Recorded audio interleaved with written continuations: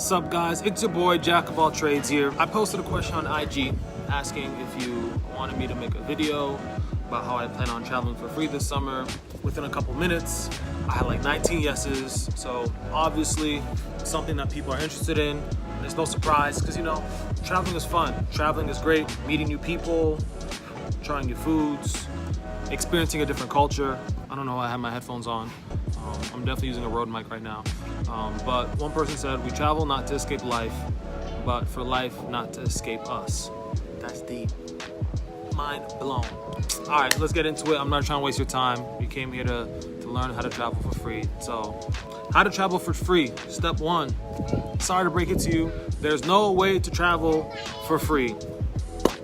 If you want to travel, you're going to have to spend money. But there's a way to travel while spending money, but spending no money on traveling. This was not clickbait. I will explain what I mean by that. So you're going to have to spend money on something, but it won't be on the actual traveling. Let me give you an example. Let's say you were gonna go to the mall. I don't know why you'd go to the mall. Amazon is life. Anyway, it has nothing to do with anything. Planning on buying a pair of jeans, and when you get to the store where you're planning on buying these pair of jeans, you see that they're having a buy one, get one free sale. Man, these bugs are really annoying. I didn't want to shoot inside. It's just like I'm on an island. The background is almost like the best advertisement for this video, you know what I mean? So you get to the mall and you find out that they're having a buy one, get one free sale on the very product that you were gonna buy anyway. So you go to the store, let's say your jeans were like $50. You go to the store, you buy the pair of jeans, but instead of leaving with one pair, you leave with two. For that second pair, you didn't spend any money on it, but you didn't get it for free. That's how it is with traveling for free. How? Like, I know you must be wondering, so how can I travel while spending money on things, but travel for free at the same time?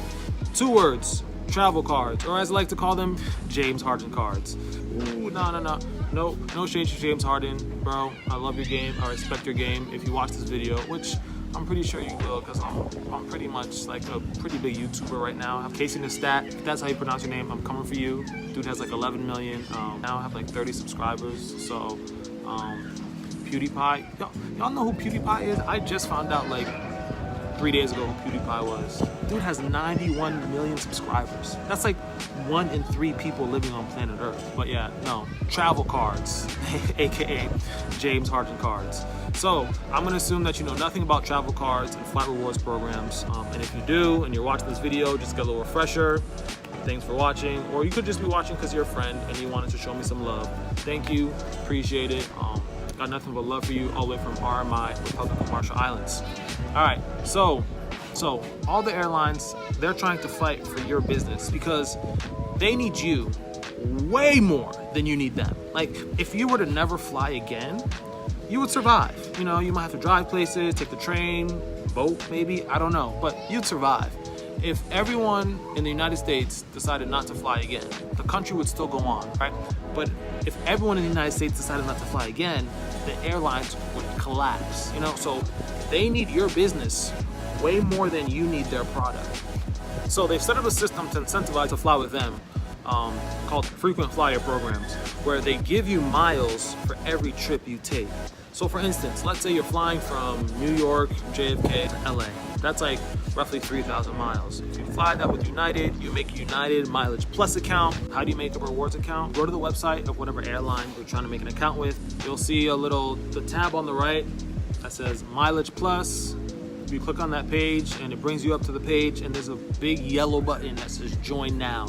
You join now, it's absolutely free, and then every time you fly with United, you just put in your Mileage Plus number and boom, you'll get 3,000 miles in your account. You fly back to New York, unless you're moving somewhere, all your trips are gonna be round trip. So you fly to LA, 3,000 miles, fly back from LA, another 3,000 miles.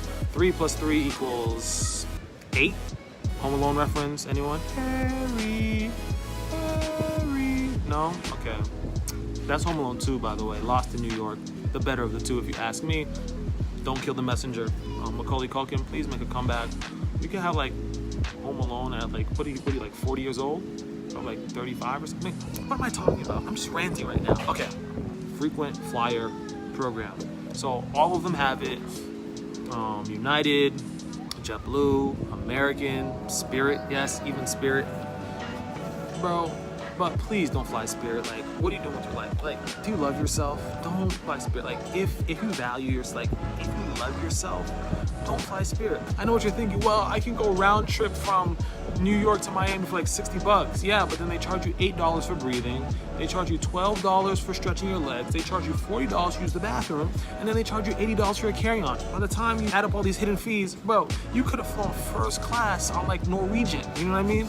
So what am I talking about? I'm just ranting right now. Okay, now you have 6,000 miles in your account. Now what? Well, you can redeem those miles for free tickets. Now, I know what you must be thinking. Oh my goodness, does that mean that if I have 6,000 miles, I can fly 6,000 miles anywhere that United flies for free?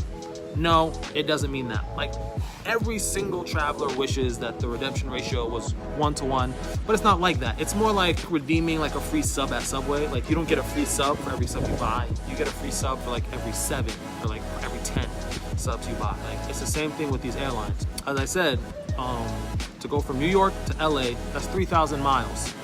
In distance. If you wanted to buy that ticket with miles now, when you were booking your ticket, you would just go to united.com. So for this illustration, New York JFK. Then you go to that little tab at the top, book with miles. You check that box, put in the date, and then of course, find flights. So you see, instantly it'll tell you like the lowest fare at the top. So you see the lowest fare is 12,500 miles plus $5.60. You have to pay that $5.60 cash only because you have to pay the taxes on the ticket. So you just scroll down, find the ticket that you want, and then select, and you pay $5.60. They'll deduct those 12,500 miles from your account. And just like that, you went from New York to LA for $5.60. Now that you get that, where do travel cards come in? I'm glad you asked. Different airlines have credit cards where you can earn miles for spending money. You need to spend money to get the miles. But these flies are really killing me. If you're over the age of 19, you realize that adulting is expensive. Like, just a couple months ago, I went furniture shopping. I went to the store to buy a chair. I'm not gonna say the store. After walking around the store, I was like, yo, like, do I really need a chair? I'm like, are chairs really necessary? You know, I'm like, then I got all philosophical. I was like, you know what? See, the problem with society, stay with me now, is that everybody wants a chair. No one wants to stand.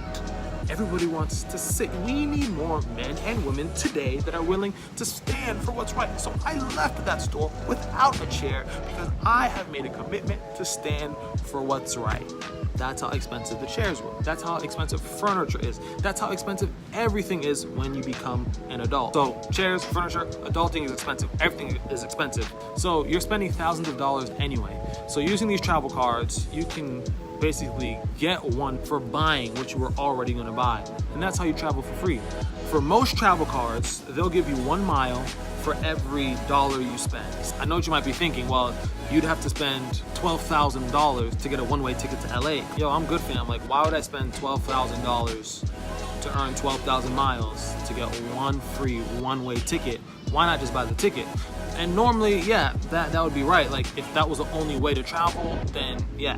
But what you have to understand is all of these cards have introductory offers where, listen to me now, if you spend a certain amount of money in the first 3 months, they'll give you a mileage bonus. So for example, these flies are killing me. So for example, I have the American Airlines Advantage card from Citi, right? The offer they gave me is, well, they gave it to everyone really, but I say me, you know, make me feel special. The offer that is available on this card is 50,000 miles if you spend $2,500 in the first 3 months. Not only do I have that card, but I have the United Explorer Mileage Plus card. With this card, you earn 40,000 miles after you spend $2,000 in the first 3 months. Last but not least, I have the Gold Delta Sky Miles with American Express, and I earned 60,000 miles after spending $2,000 in the first 3 months. All right, so it's really taking advantage of these introductory offers that will actually get you traveling for free in the buy one get one free type of traveling. So which card should you get? When I'm looking at a travel card, I look at 4 things. 1, where am I trying to travel? I'm trying to travel internationally. Right now I'm on the island of Ibai in the Marshall Islands, and I'm trying to go to Japan. And going to Japan, it's really not gonna cost me that much. At first I thought it was gonna cost me 30,000 miles and $12.60. And then I found even a cheaper ticket for 15,000 miles plus $12.60. So this summer I'm gonna go to Japan for $12.60 because I already have, I have like 55,000 miles, most of which came from the introductory offer. So when you see me in Japan this summer and you're like, yo, like, how's he traveling? This dude got money. Like, yo, he's all over the place, yada, yada. Just know I only spent $12.60 on this flight. And yes, when I'm paying that $12.60, I will put that $12.60 on my United credit card so that I can get a free bag and get like a whole bunch of different perks. And then I'll just pay that $12.60 back. It's all about just knowing how to use these cards to get the flights and the perks that you want. I'm trying to go to Japan. I'm trying to go to Vietnam. I'm definitely trying to go to Nepal. Yeah, so all my traveling is international. I needed airlines that traveled internationally. So that's why I went with Delta, United, and American. So ask yourself, where am I trying to travel? If I'm trying to travel domestically, JetBlue and Southwest have really good cards, really good rewards programs. They have really low threshold amounts. Which brings me to point number 2. The second thing I look at when I'm looking at a travel card is what is the introductory offer and what's the threshold amount?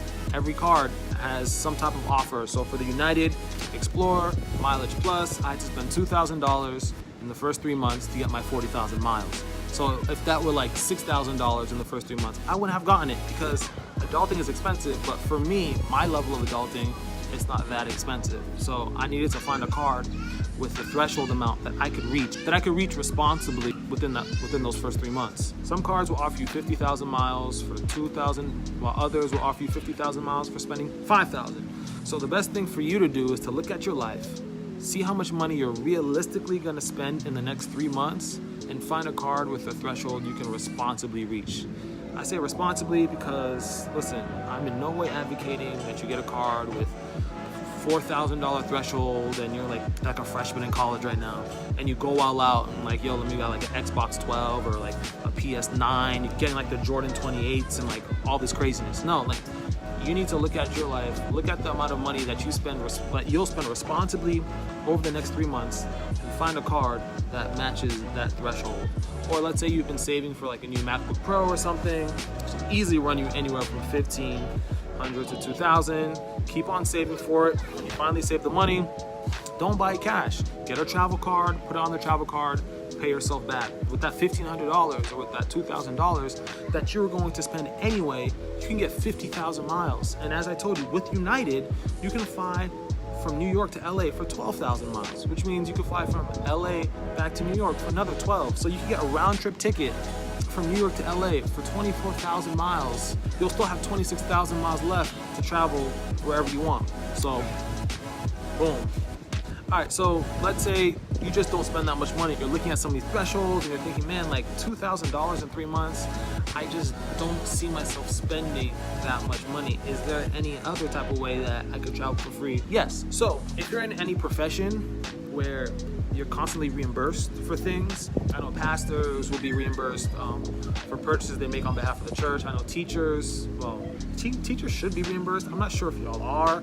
If you aren't, then I'm sorry, but definitely I know people in the military are. Case in point, when I was moving from Fort Bragg to Fort Polk, I paid for everything up front and the Army reimbursed me. Like back then, I didn't have any travel cards. If I had, then I would have been able to put all that on a travel card, and the second the Army reimbursed me, I would have paid myself back and I would have gotten thousands of miles for using the Army's money to move, because they moved me from one duty station to another.